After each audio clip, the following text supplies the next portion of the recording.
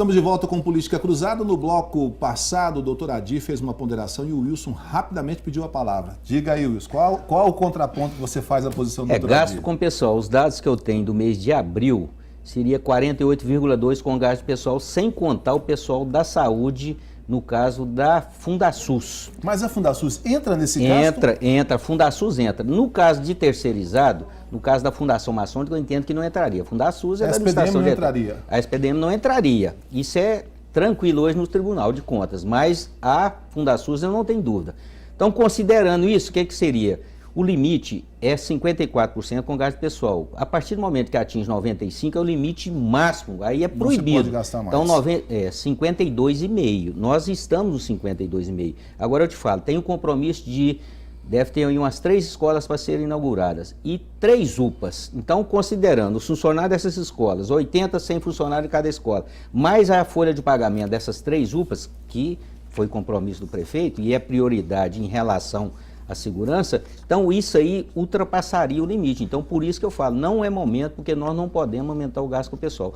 Você está criando 150 cargos, é lógico que você vai implementar isso. Não tem sentido fazer uma lei que não funcionaria. O segundo passo seria a criação e o detalhamento desses cargos, e aí a despesa seria ultrapassada, situação gravíssima, semelhante a que aconteceu com a presidente Dilma lá no artigo 33 da Lei de Responsabilidade Fiscal. Eu vou ponderar com você e depois o doutor Adir já aproveita e responde essa mesma pergunta. Eu ouvi na semana que passou, inclusive a ponderação do presidente da Câmara, de que aprovar esse projeto agora necessitaria depois de aprovar a criação dos cargos e ainda mais fazer a licitação, que levaria mais um tempo e não conseguiria fazer o concurso para adotar os cargos esse ano ainda. Então sobraria para a administração que vem. Por isso, ele defende que se vai discutir esse assunto, fica para depois. Não deveria se criar agora, não deveria se votar agora.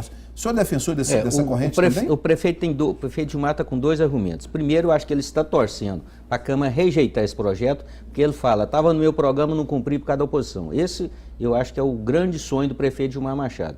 E segundo, ele não pode implementar, ele não dá conta, ele deixou para o final e agora que ele tem também os tablets nas escolas, então o programa de governo dele tem 1 milhão de árvores para ser plantada, o programa dele é muito extenso, como ele não deu conta de cumprir, nem os 5 corredores de 11, então agora ele está julgando para a torcida, ele está fazendo um marketing. Mas ele não prometeu os 5, vereador, eu preciso fazer a defesa, ele prometeu um dos 5. Não, ele prometeu, porque esse projeto foi feito na época do prefeito Adelmo, e inclusive o financiamento foi aprovado no finalzinho do prefeito Adelmo, ele não deu conta, ele não deu conta de gastar esse dinheiro, os 54 milhões dos corredores de 11 estão depositados há quase 2 anos na conta da prefeitura. O problema é que eles não conseguiram fazer a licitação e fazer todos, inclusive do bairro Luiz Otti, que é uma área importantíssima. Então, na verdade, sim, esse dinheiro está lá. É diferente da obra de captação de água. A obra de captação de água, o dinheiro está na conta da prefeitura, mas é uma obra demorada. Os corredores poderiam ter sido feitos todos ao mesmo tempo.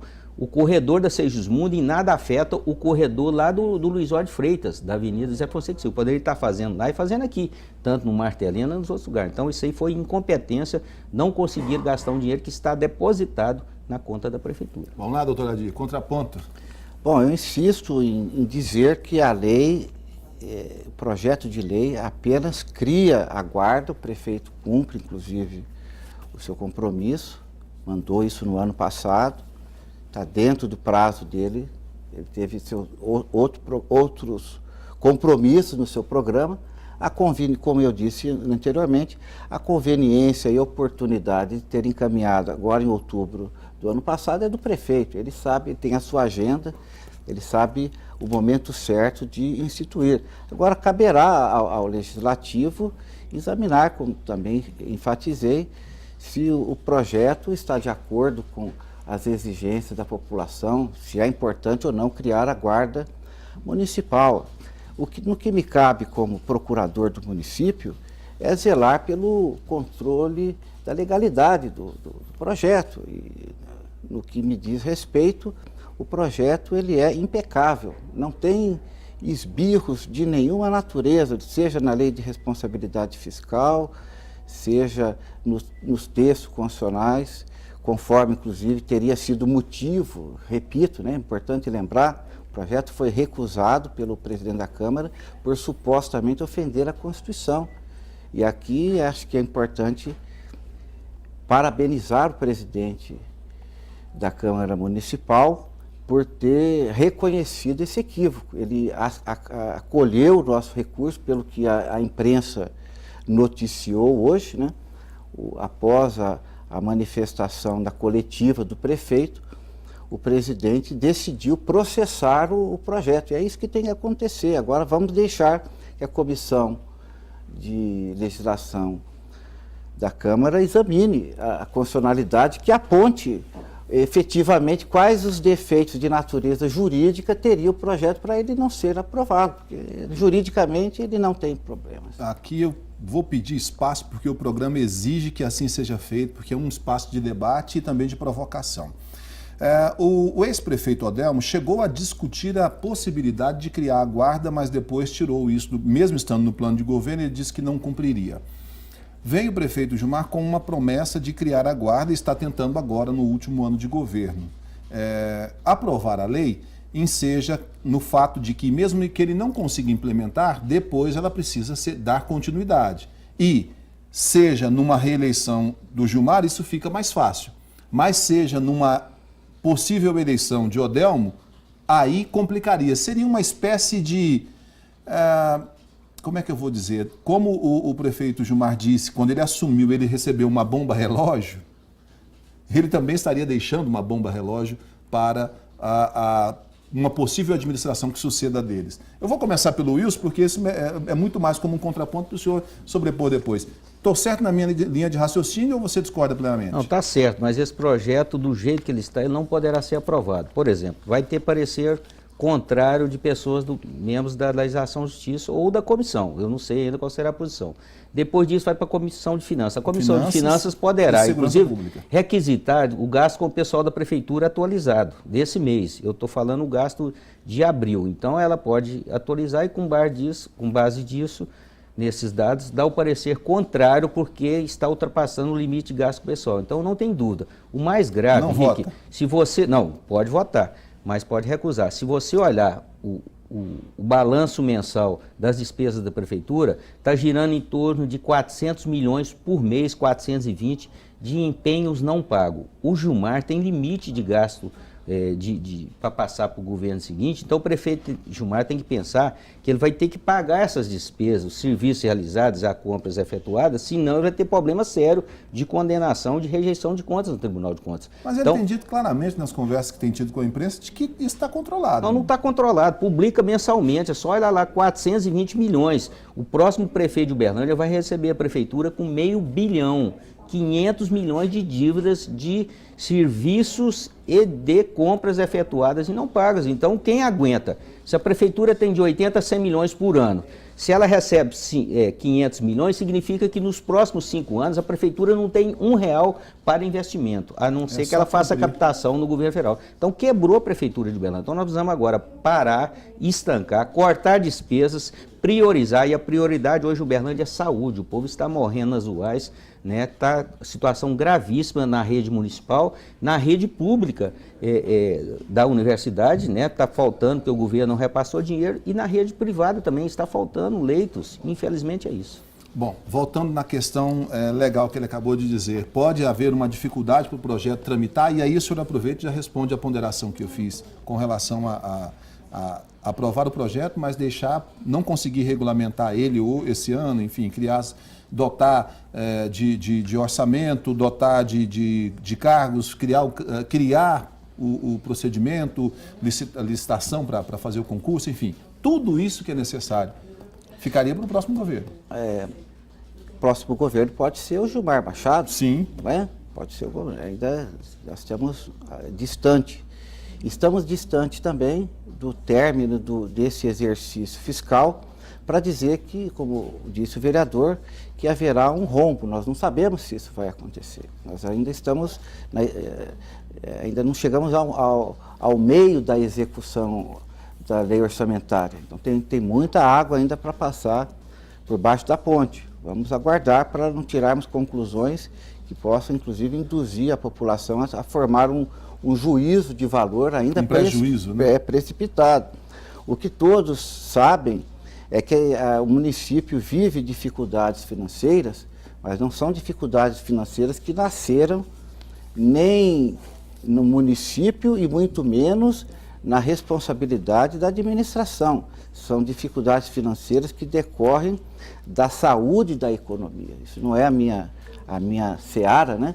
Mas a gente pode apontar com muita clareza, com muita precisão, que as dificuldades de execução orçamentária que Uberlândia vive, todas as cidades mineiras estão vivendo, todas as cidades brasileiras estão vivendo, porque decorre da crise que o Brasil vive. Uma administração, ela vai bem ou vai mal, não é só por conta da capacidade de gestão da administração, mas em razão da saúde econômica. Isso aí que depende. Rick, mas no último ano, a Prefeitura de Uberlândia tem atrasado o pagamento de salários de servidores. Sempre pagava no último dia útil do mês. O pessoal da saúde está recebendo por volta do dia 18 ou dia 20. Isso desde abril do ano passado, todos os meses nós estamos atrasando, inclusive férias de servidores e servidores que se aposentaram e não acertaram há mais de 6 meses. Então isso demonstra que o município não está bem de saúde econômica, apesar de ser a segunda economia do estado.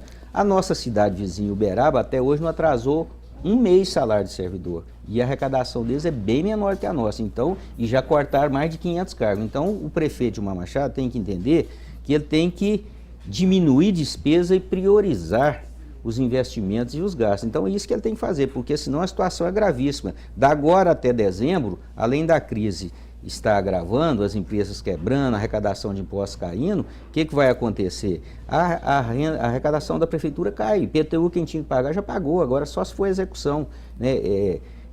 IPVA também, a queda foi praticamente quase 50%, não pagou todas as parcelas do IPVA. Então a tendência é diminuir a arrecadação e as despesas estão aumentando, porque depois vem 13º, vem férias, vem um terço de férias em janeiro. Então a situação é gravíssima, eu estou falando R$500 milhão, mas a expectativa pode ser que chegue até mais. Então o prefeito Gilmar Machado tem que entender que ele deixa de ser prefeito se ele não ganhar a eleição, mas ele vai ter problemas na rejeição de contas e que inclusive, torna-se inelegível futuramente em função da má gestão que está fazendo. Então tem que ter responsabilidade, tem que cortar despesas. Como o doutor Adi acabou de ponderar, ainda nós estamos para finalizar o primeiro semestre. O senhor não acredita que ele tenha um controle disso ainda efetivo, mesmo que até o fim do ano não tem como se falar em recuperação de economia, ainda está muito ruim. A previsão é de que comece a melhorar a partir de janeiro do ano que vem, que comece a dar uma respirada. Você não acredita que ele tenha o controle disso? Ele não tem controle, infelizmente o setor de finanças é totalmente despreparado, o pessoal não demonstrou para o prefeito a situação grave que encontra o município. Mas o prefeito, né, como pessoa que está vivenciando, ele sabe, todos os meses eu estou atrasando pagamento de salário.